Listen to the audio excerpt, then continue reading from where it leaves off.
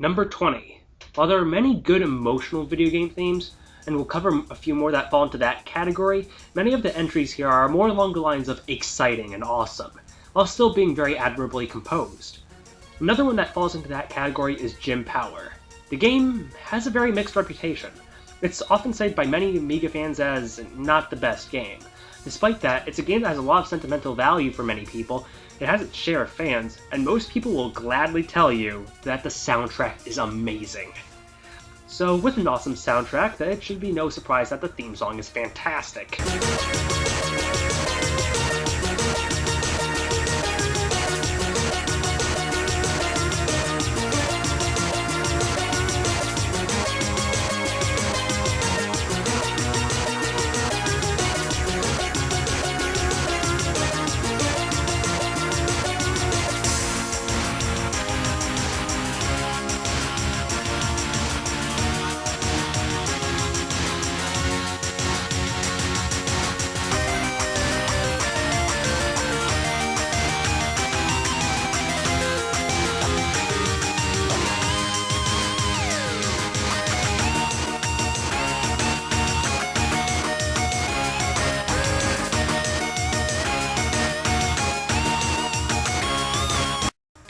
Once again, this is a longer, more complete song than many of the others. The texture can vary, sometimes it's more thin, and at other times it can be very thick, at least when taking into consideration what the hardware will allow.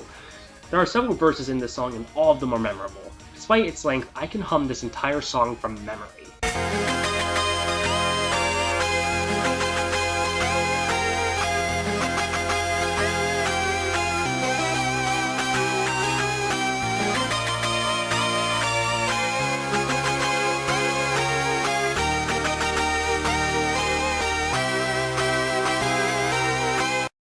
Number 19.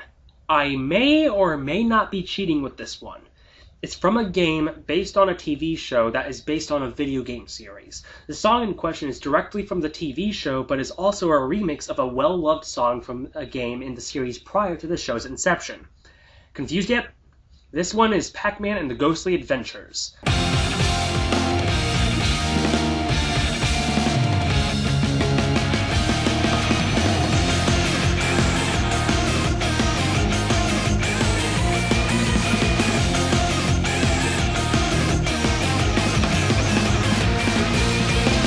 The song is a remix of Pac-Man's part from Pac-Mania. There are actually many remixes of the song in the show. An electronic remix, an epic orchestral remix, my personal favorite,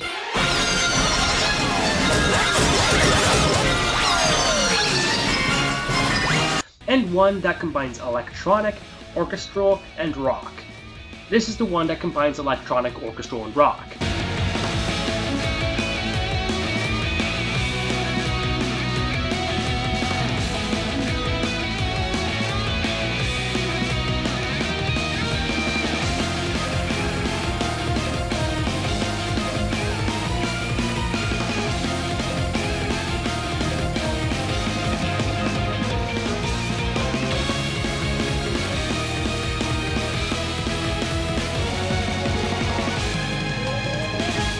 My only question now is, what about Blocktown? I demand an epic orchestral rendition of Blocktown!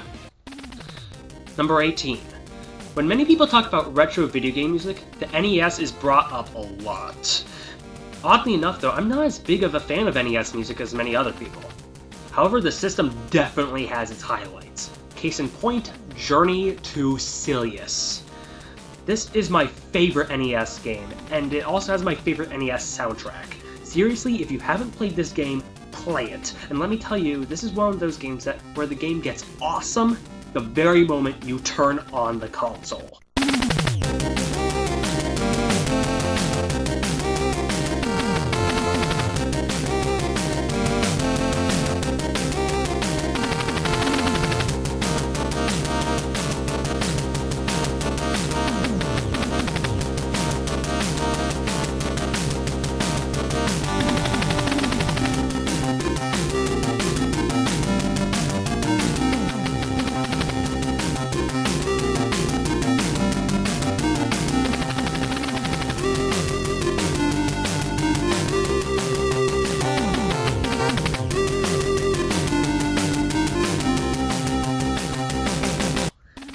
Not only is this song unbelievably catchy, but it just builds and builds at the end.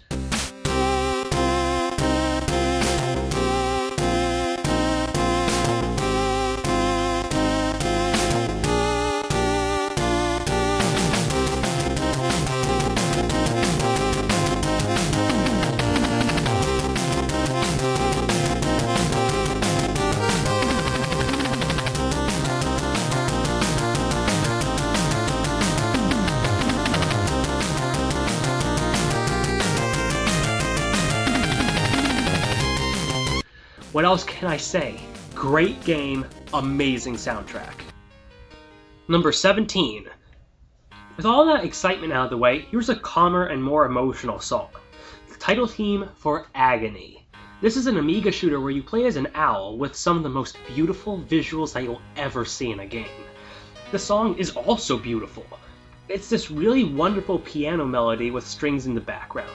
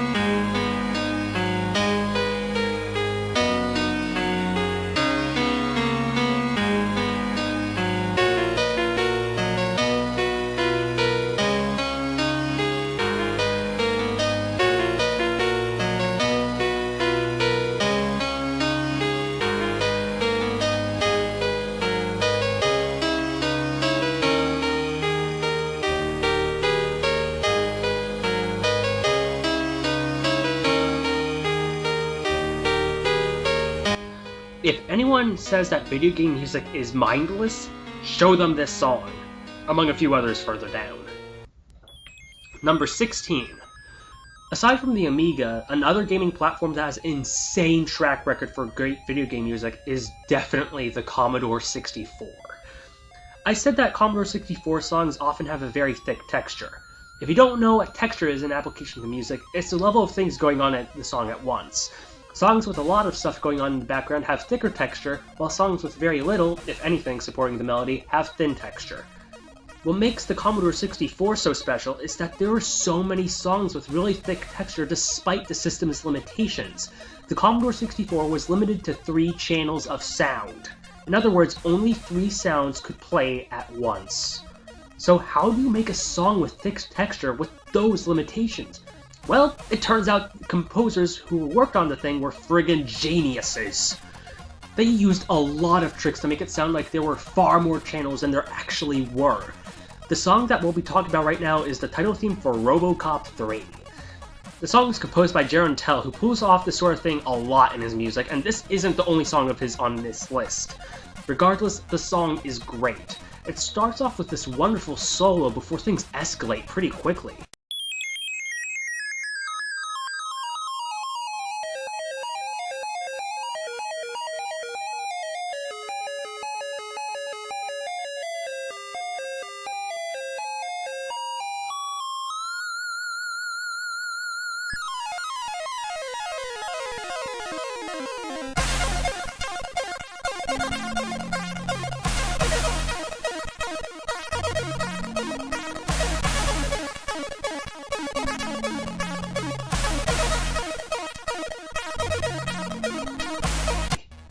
If that wasn't awesome enough, then the melody comes in.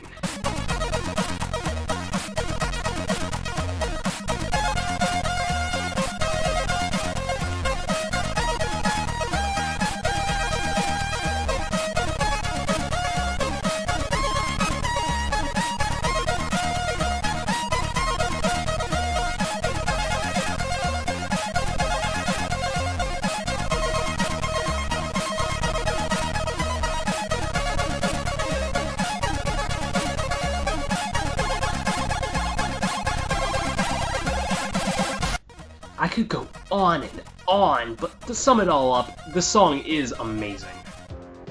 Number 15.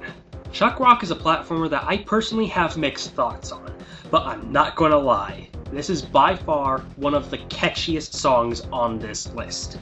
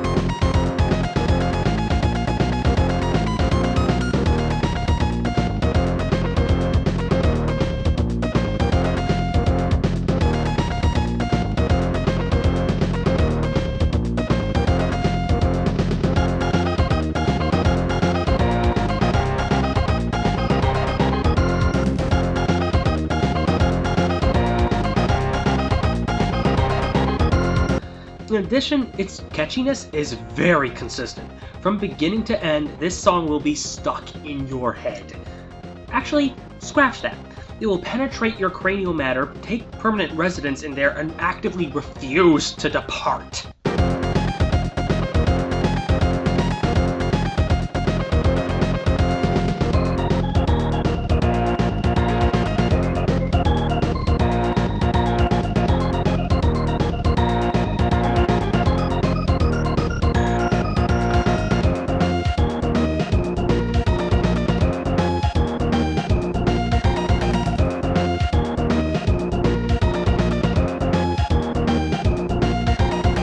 Number 14.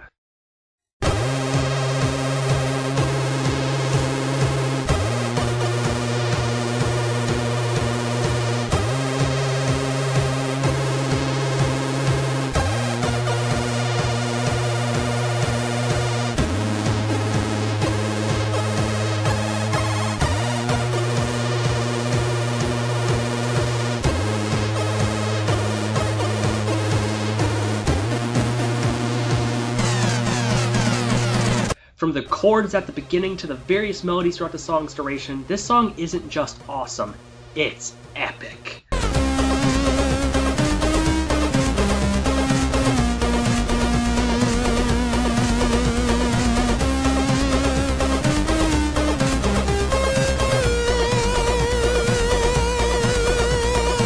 It's very easy to imagine what a big orchestral rendition of this song would be like. In fact, I'd love to hear that. Someone make it happen! Number 13. Many fans of video game music tend to gravitate towards the older stuff and dismiss many orchestral scores for games. This is usually because it's viewed as generic, not as focused on melody as many would desire, and it's just done for the sake of having orchestral music. On many of those grounds, I guess I agree. However, there are always exceptions to this sort of thing, and the prime example of that is Lair for the PlayStation 3. The game in general has one of the best soundtracks I've ever heard in a game. It's passionate, memorable, and really emotional at times. No joke, some of the songs in this soundtrack get me crying pretty much every time. With that said, there are various themes in the game for each character and civilization. The main theme in Lair combines pretty much all of them, and I feel it represents the game very well, which is good because, despite the game's negative reputation, it's actually one of my all-time favorite games. One thing that's interesting about the version that plays on the title screen is that it's much more mellow and calm than the variations of the themes that actually play in the stages. However, if you want a version of the song that is much more grand scale and epic, you listen to the one that plays in the final level, the Battle for Acilia. Man, this song is epic.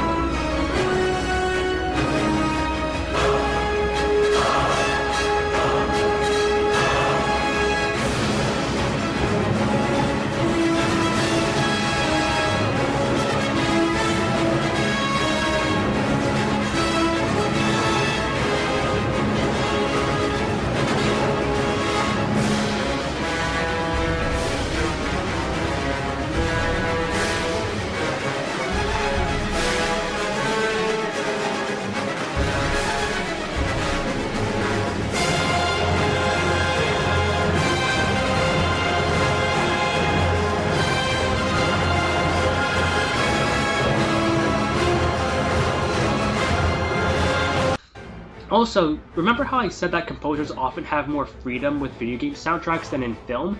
Well, it shows because film composer John Debney did the music for this game, and I actually consider it to be his best work.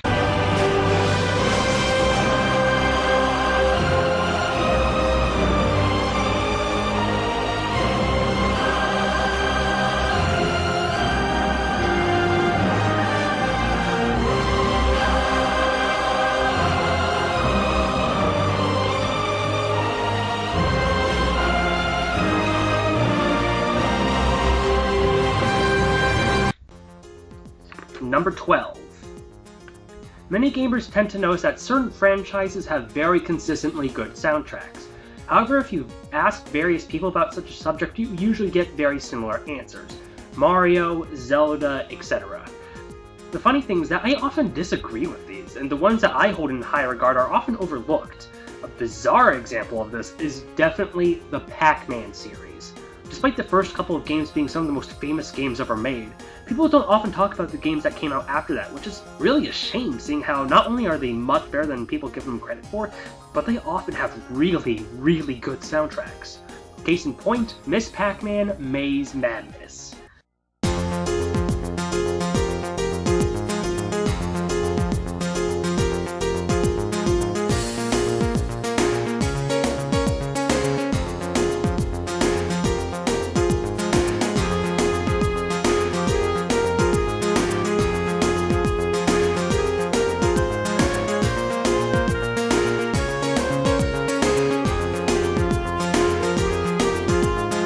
This is another one that goes on for quite a while, and yes, I listen to this song all the way through, every time I play the game.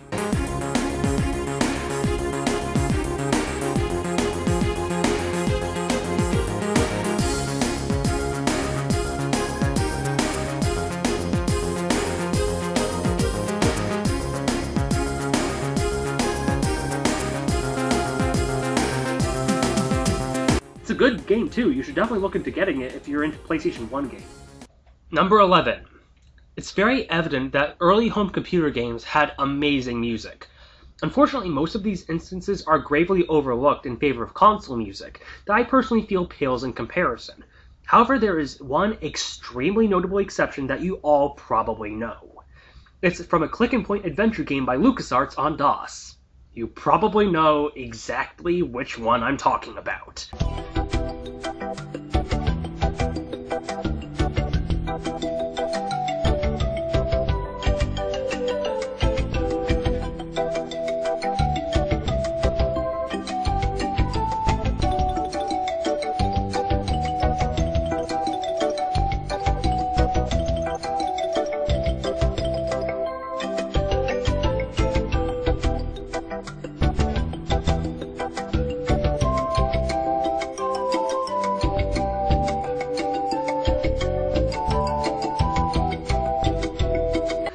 I should also mention that every single version that I've heard of this song is fantastic, which is an accomplishment. Heck, listen to this orchestral arrangement.